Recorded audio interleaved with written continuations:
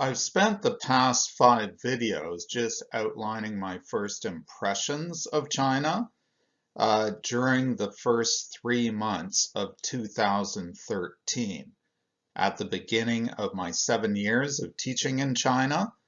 And so I thought it was time to turn to the place that I was first teaching in, Nanjing, and what it's probably the most famous for, and that is the Nanjing Massacre. This, of course, is significant in Chinese history, and it just turned out that I moved to a city that has played a pretty big role in Chinese history and relates to something called the 100 Years of Humiliation, the Nanjing Massacre occurring near the end of those 100 years. So this is a very difficult period that China went through, and you absolutely must understand the 100 years of humiliation to understand China and how it sees its relationship in the world and why it's doing what it's doing, being assertive with the rest of the world. Now, one problem right away is that we really don't learn much about history in this region. And so I learned nothing about World War II history on the Eastern Front, for instance. And the Nanjing Massacre, occurring in 1937, marked the beginning of World War II in the eastern part of the world. And so China was at war for 2 more years than in the European front. And so this occurred 2 years before Hitler moved into Poland. And I didn't hear anything about the Nanjing Massacre until a few months before I came to Nanjing.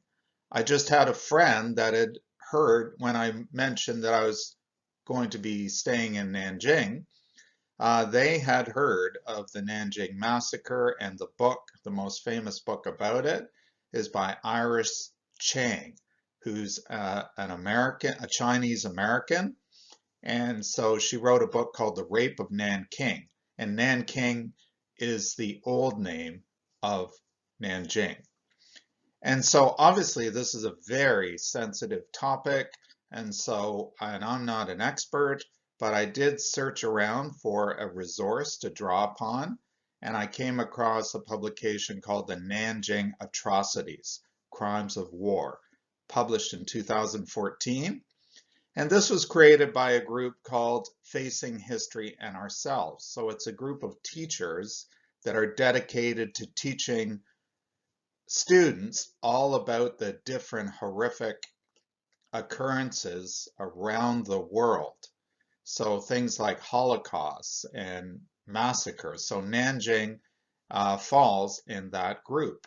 And so they've done a lot of work on trying to figure out the best, most sensitive way to teach about the Nanjing Massacre by using this publication. So that's what I'm drawing on. And so that's where this quote comes from. We hope students can reach a deeper understanding of the dangers that can arise when nationalism and militarism remain unchecked, and when institutions within a nation are manipulated to foster climates of superiority, intolerance, and dehumanization. Now, first, I want to say my whole orientation is not to point fingers at certain countries. I see this kind of thing as we are all capable of this kind of behavior. You cannot ever convince me otherwise. So it's a lesson for all of us, and we all need to learn from it. And that's the approach of these teachers too. And so a professor at Oxford University, Dr. Mitter, in 2014, this is a quote, he sees the Nanjing Massacre as one of the greatest war crimes of World War II. So in fact, they see it as so bad, they say massacre doesn't properly capture what happened. It wasn't just a massacre, that was part of it. But there was all sorts of other atrocities. So the name they give about what happened in Nanjing is called the Nanjing atrocities. So just to start explaining it, with no rational explanation available, basically can't figure out exactly why there was so much violence against the Chinese during this period. So that's why they're considered atrocities. So just the Nanjing Massacre stand as one of the greatest war crimes of World War II, lasting at its height in March 1938, when the Japanese Imperial Army continued their northern offensive. The carnage in Nanjing did not occur without notice. Journalists and Westerners living in the city documented the violence, captured photographs and film, and publicized the atrocities for the world to know.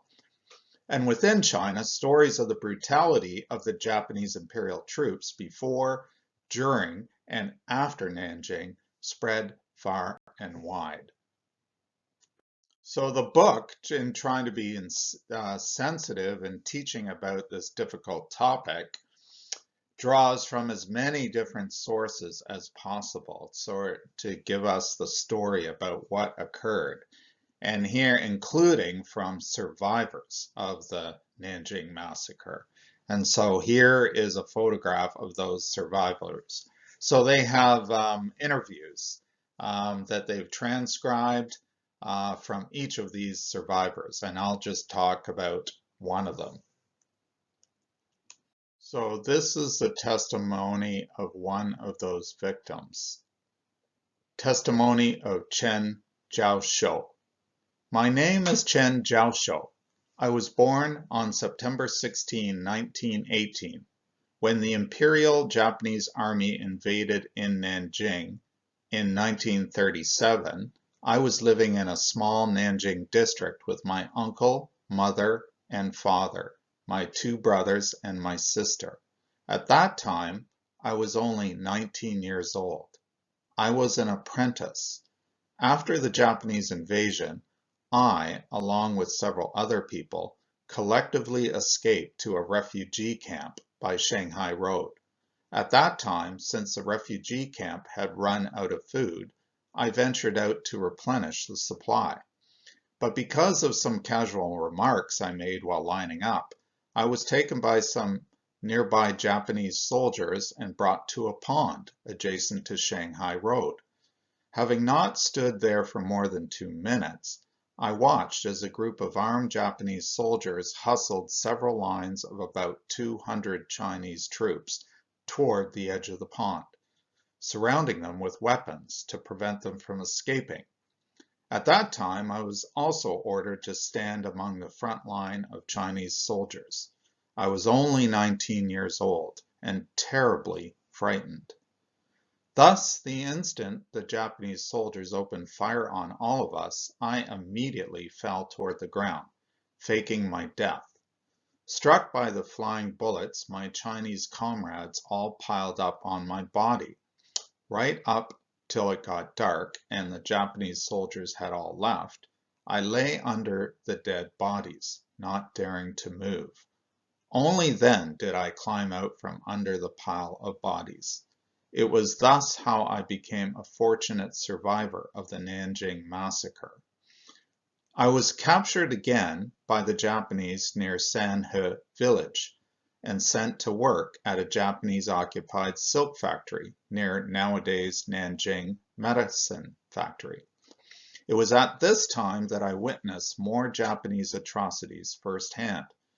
One time, after I finished transporting 10 barrels of gasoline to the Japanese military depot near the train station, Japanese soldiers brought me to a basement. Aside from large wooden boxes, the basement also contained a bed. The 2 Japanese soldiers ripped off the bedsheet covers and indiscriminately opened fire upon it. On the bed lay 4 women, all dead. Another time, as I came back from transporting provisions, I walked near the main hall of the Nanjing Medicine Factory. I saw a few hundred ordinary citizens collapsed on the road. Driving a truck, the Japanese troops evidently saw them as well, but simply paid no attention and pretended not to see them. They drove directly over the people, transforming the place into a bloodbath. More positive side of this story is that there were foreigners in Nanjing who kind of took responsibility for doing whatever they could to help the Chinese at the time. And George Fitch was one of those people. He was the American head of Nanjing, the Nanjing YMCA in 1937. So here's a quote of his. To have to stand by while even the very poor are having their last possession taken from them, their last coin, their last bit of bedding, and it is freezing weather, the poor rickshaw man, his rickshaw, with many hundreds of innocent civilians, are taken out before your eyes to be shot or used for bayonet practice, while 1,000 women kneel before you crying hysterically, begging you to save them from the beasts who are preying on them. To stand by and do nothing while your flag is taken down and insulted, not once but a dozen times, this is a hell I had never before envisaged. After having read the book, the Rape of Nanking, I knew what had happened in Nanjing now, and I believe I was cycling to this place pictured here called Mufu Mountain, which is just outside of Nanjing, like really part of Nanjing, outside of downtown. And so I was just cycling on my own through this area. And so I'll just read what I said here. Solo cycling trip to Mufu Mountain looking towards the Yangtze River. I saw some graves in the forest and suddenly got the eerie feeling it was the site of a massacre. Sure enough, I found out Mufu was the site of the largest massacre, 15 to 20,000 people, soldiers, in 1937 by the Japanese. Here's the proof if you dare to read. And so I found out online that because I saw grave sites in the forest, and I hadn't seen that anywhere else. And so it was just a really eerie feeling to find myself cycling alone through this little kind of park area. That's what I was thinking it was. And but it was a site of the largest massacre. So it wasn't roped off or anything. I could easily go in there. So, I mean, I can't read Chinese, but I didn't get any sense that it was being commemorated for that or even protected for that. So it was quite shocking to just come across this place. So eventually I made my way to the museum during my first 3 months in Nanjing. And it's the place where it's a memorial to the 300,000 people that were massacred. So the official name is Memorial Hall to the victims of the Nanjing Massacre by Japanese invaders. Basically Japan invaded China at the time. Having made our way through the darkest parts of this story, this is a little lighter and happier. And it's the story of John Rabe, German director of Nanjing branch office for Siemens in 1937. And I'll read the quote. All the rich or better off Chinese began some time ago to flee up the Yangtze to Hankow. Many Americans and Germans have departed as well. I've been seriously considering the matter from all sides these last few nights. It wasn't because I love adventure that I returned here from the safety of Peitaiho. a vacation destination for many foreigners in China, apparently, at the time, but primarily to protect my property and to represent Siemens' interests. Of course, the company can't, nor does it, expect me to get myself killed here on its behalf. Besides, I haven't the least desire to put my own life at risk for the sake of either the company's or my own property. But there is a question of morality here, and as a reputable Hamburg businessman, so far I haven't been able to sidestep it. Our Chinese servants and employees, about 30 in all, including immediate families, have eyes only for their master. I cannot bring myself for now to betray the trust these people have put in me, and it is touching to see how they believe in me. Under such circumstances, may I cut and run? I don't think so. Anyone who has ever sat in a dugout and held a trembling Chinese child in each hand through the long hours of an air raid can understand what I feel. Finally, subconsciously, there's a last and the not least important reason that makes my sticking it out here seem simply a matter of course. I am a member of the NSDAP, the Nazi Party, and temporarily held the office of local deputy leader. When I pay business calls on the Chinese agencies and ministries who are our customers, I am constantly asked questions about Germany, about our party and government, and my answer always is, yes, indeed. We are soldiers of labor. We are a government of workers.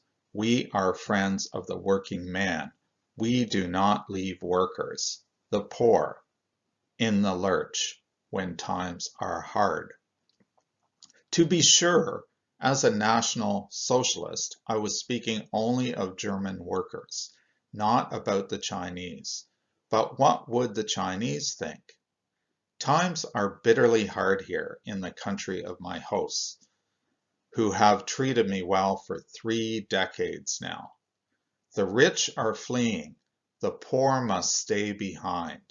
They don't know where to go. They don't have the means to flee.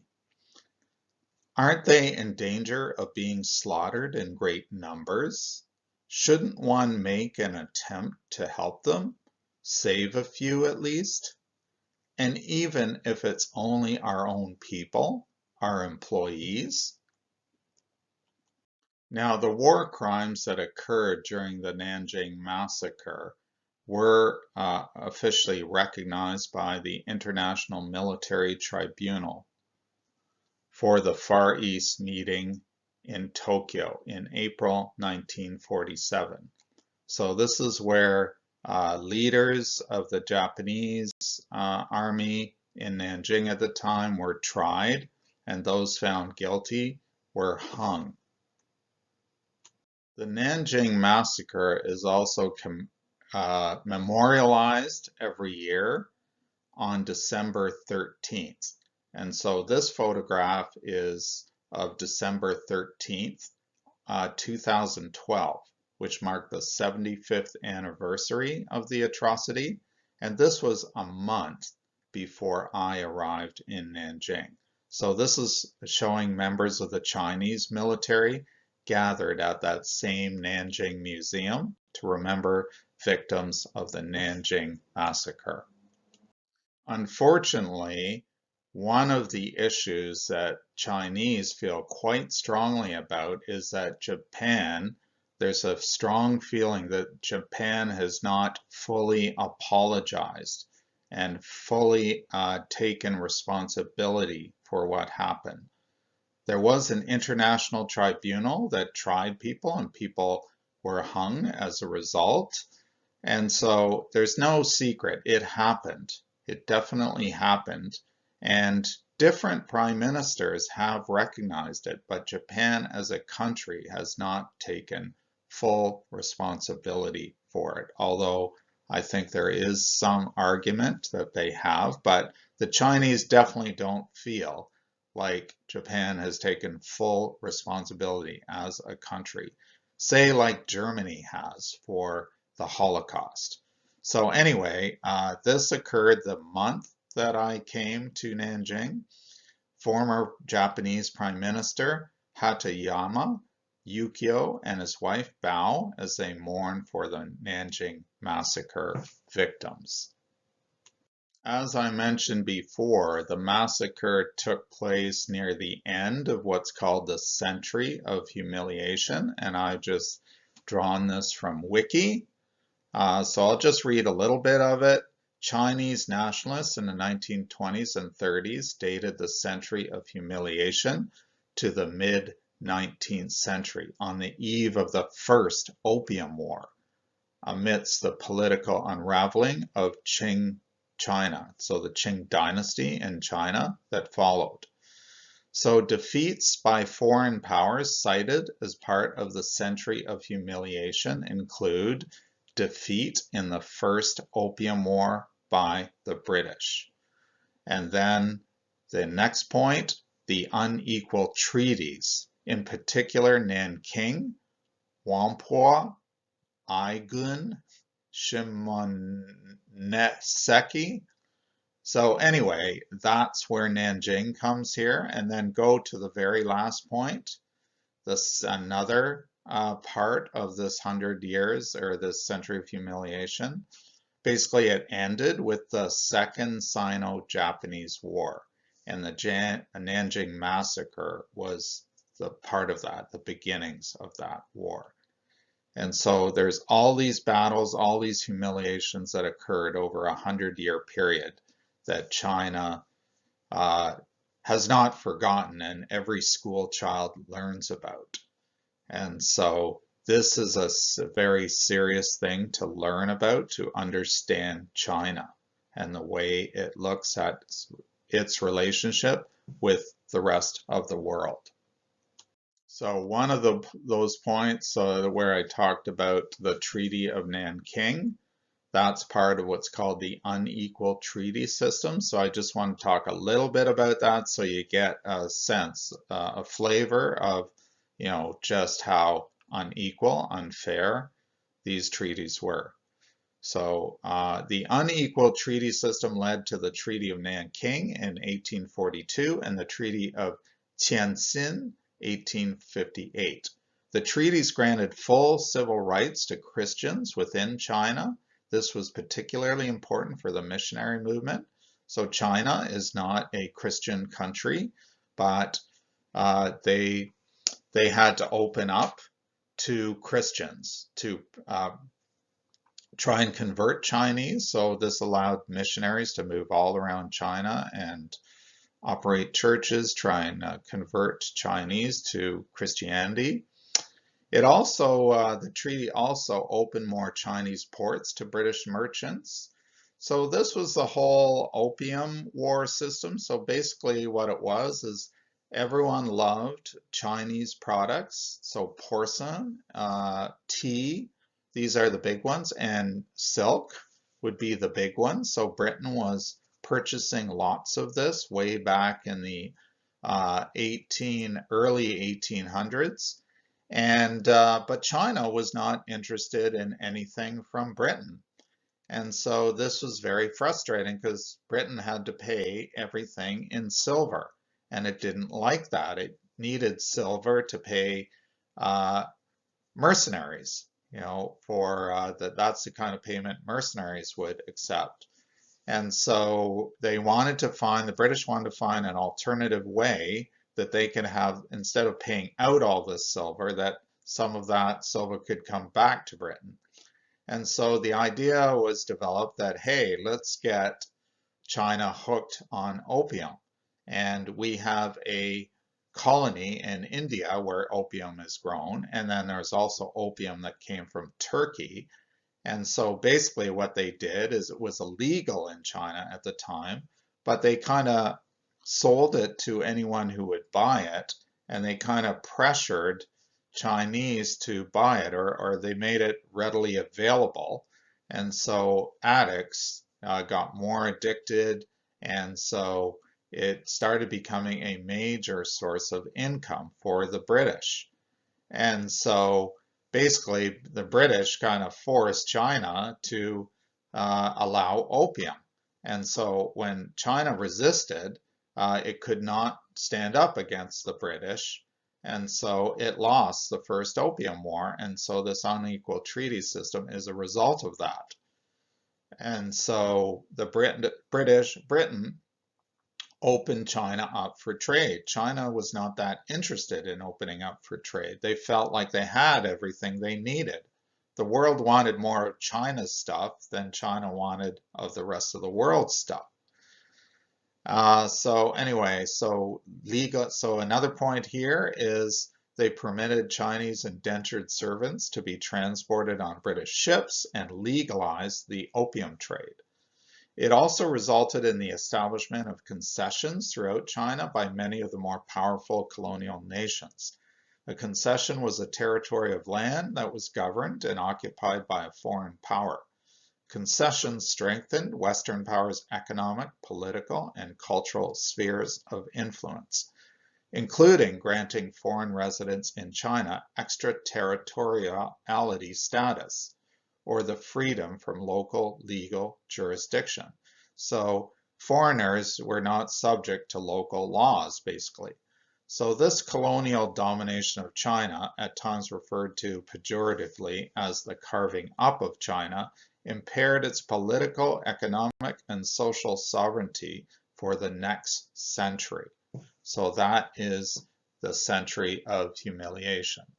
So here's a nice map just showing how China was carved up by the Japanese, which is in purple. So you can see their concession down there in South China, Russian up in the north, and then British, the green, so up the Yangtze River and also around Canton in the south. And that's when Hong Kong, that's when the British got control of Hong Kong, theoretically in perpetuity.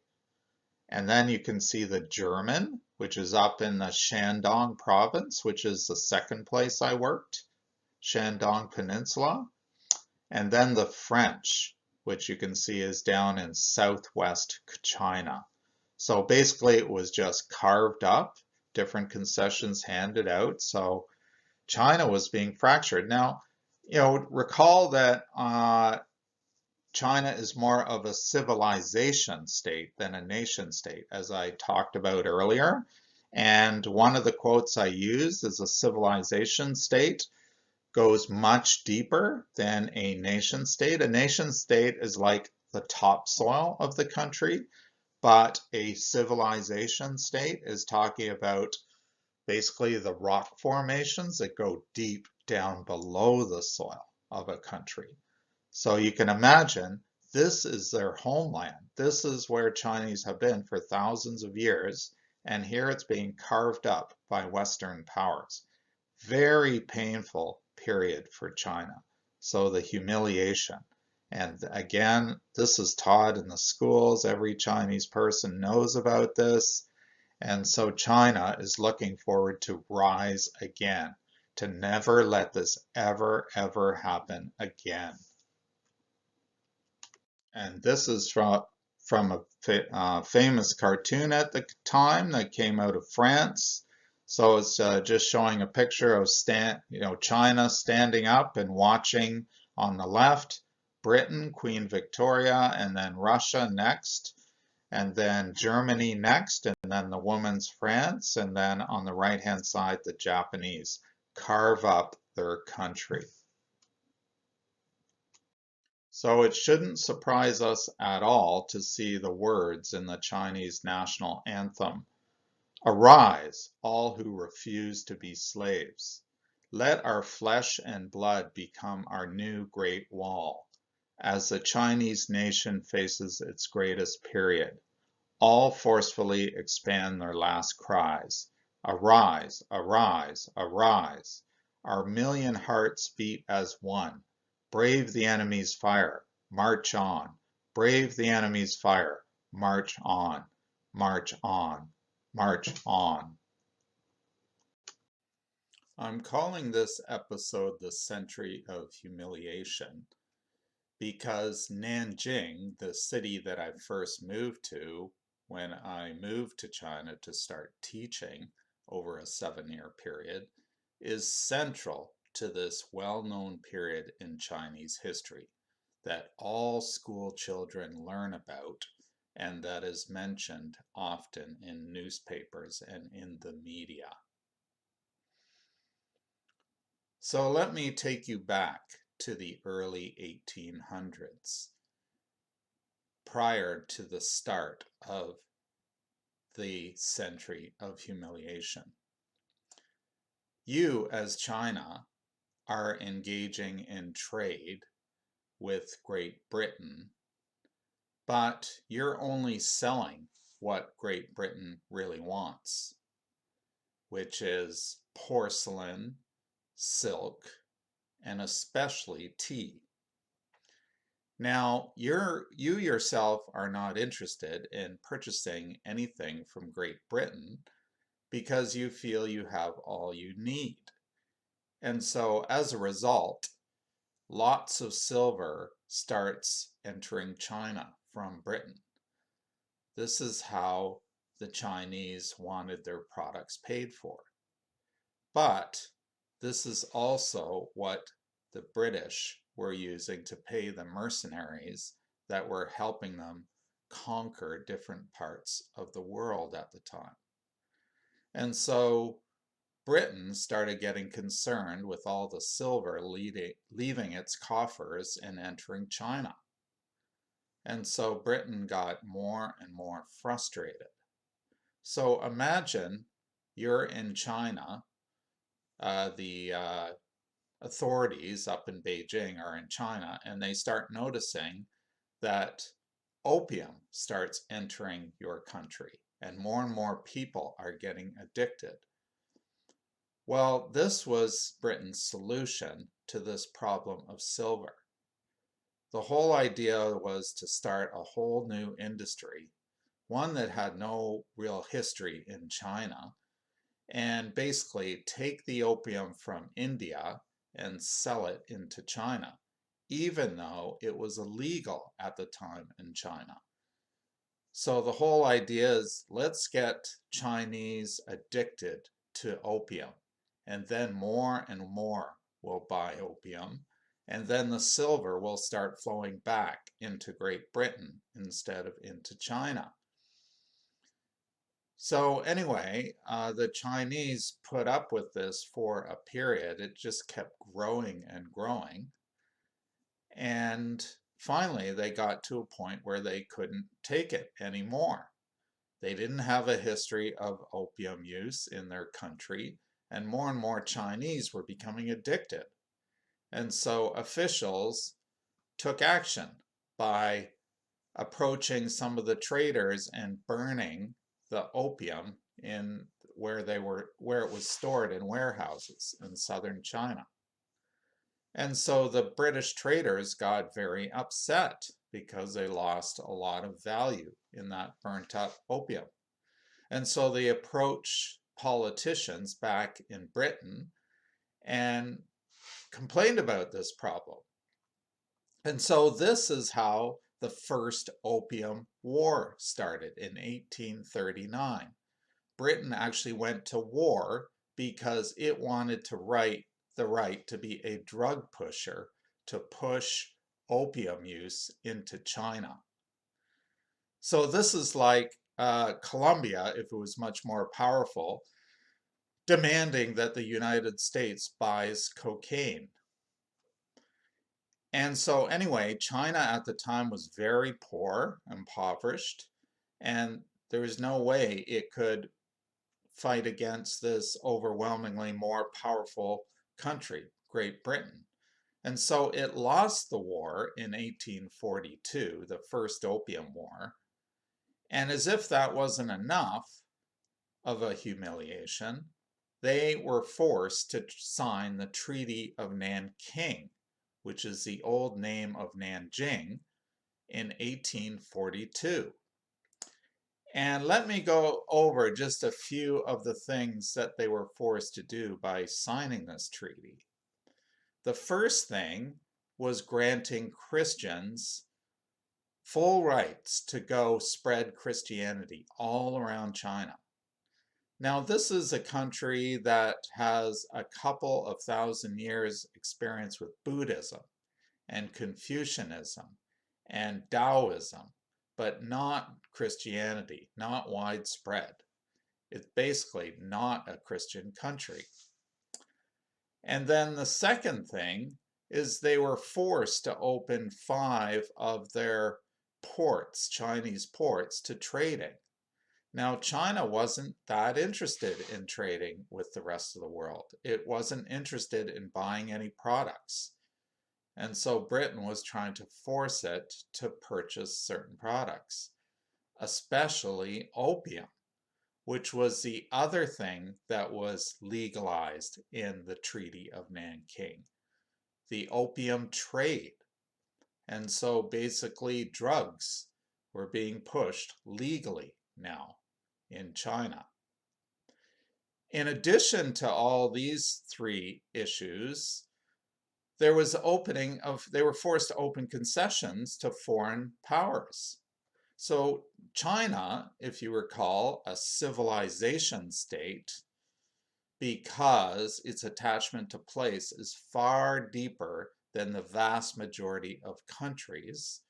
The vast majority of countries, we can use the term nation state because their attachment goes, say, soil deep, compared to China, which goes down to the bedrock, as they've been living in the same place for a few thousand years, at least.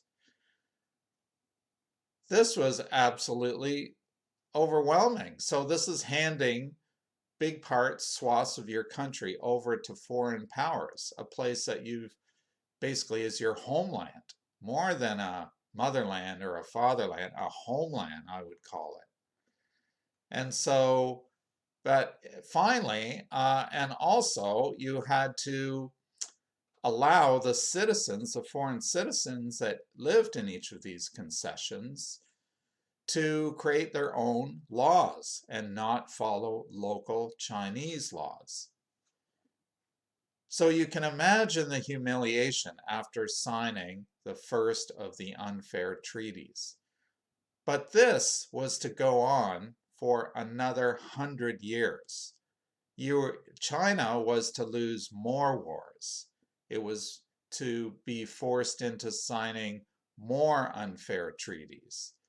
And then at the end of this 100 years, it was invaded by Japan, which was overwhelmingly more powerful than China in 1937.